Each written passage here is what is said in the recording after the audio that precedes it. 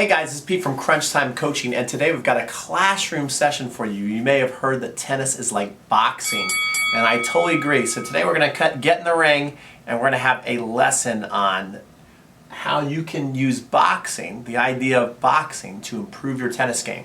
We'll be right back.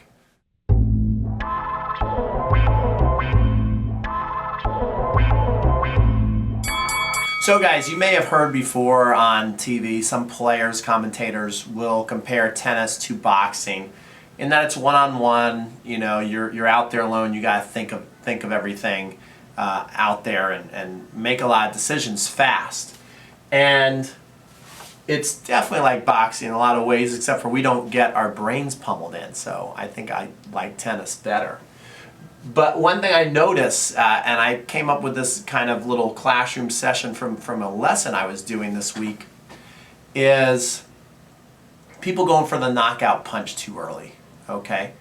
People going for the knockout punch too early in a point, and then even more than that is they continue to throw knockout punches when they haven't really hurt their opponent. You know, they have hit a good shot, but then they kind of think that, well, it was such a good shot that I really need to end the point right now, even though the player who you're playing has responded well.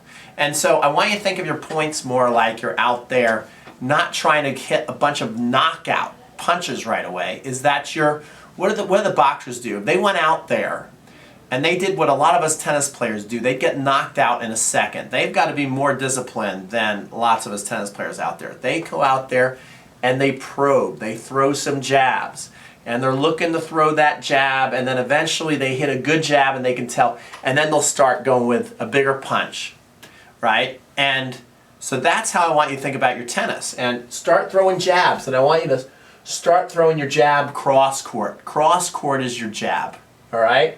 And you hit a good cross court, you hit a good cross court, then all of a sudden without trying, you're going to hit a great cross court. You'll get a great jab, and you're going to get your opponent off the court. And then that's when it's time to start thinking about going and throwing a bigger punch, maybe the knockout punch, you know, somewhere over here. And then what you do next is really, really important, and this is where we can really learn from a boxer. If you throw that punch over here, you throw a good jab, you hit it over here. Now let's say they run it down and they do a good job getting the ball back. They do a good job doing what? Defending themselves. They get their hands up well, you don't quite knock them out. They hit the ball nice and deep back here. They've basically recovered. They've defended your big punch. And what too many tennis players do is from there, they're like, well, I don't care. You know, it was a great shot, and I need to, you know, I think maybe even we get a little bit frustrated. Can you imagine a boxer throwing a big punch and it doesn't land? Well, you can imagine lots of times they're frustrated. Like, man, no matter what I throw at them, they defend it. I'm just going to keep flailing. But they know they can't do that because then they're going to leave their face open. They're going to get knocked out. Well, as tennis players, we tend to knock ourselves out because I'll see somebody do that. They'll hit a good shot, then they'll go for that knockout punch. It's defended well, and then they don't care. They'll just hit the next ball even harder, and they'll miss. What I want you to do is realize your opponent has defended themselves well. And you've got to basically go to do what again? You got to just start over. Watch how many boxing matches get a flurry, and then all of a sudden you can see both boxers reset and start to just jab again.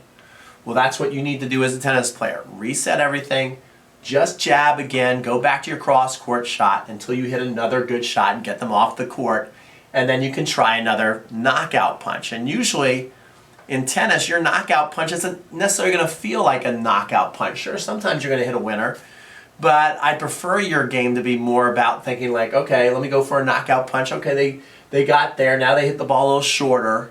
Now let me take it to the other side and come to the net. A lot of times your knockout punch is just going to be little short angle volleys. That will be your knockout punch. You're going to hit a couple of good shots. You're going to be able to transition to the net. You're going to get an easy volley and win the point. That's how I want you to think about your game. That's how we can compare it to boxing. And so I hope this video made sense to you. I hope you liked this video. If you like this video, you know, subscribe so you don't miss any of my other videos, comment on it if you have any questions, and also if you like this video and you like this concept and you're looking for some 1-2 punches, because there certainly are lots of points you can go out there and you can hit a really good serve and follow it up and have a 1-2 combination just like boxers.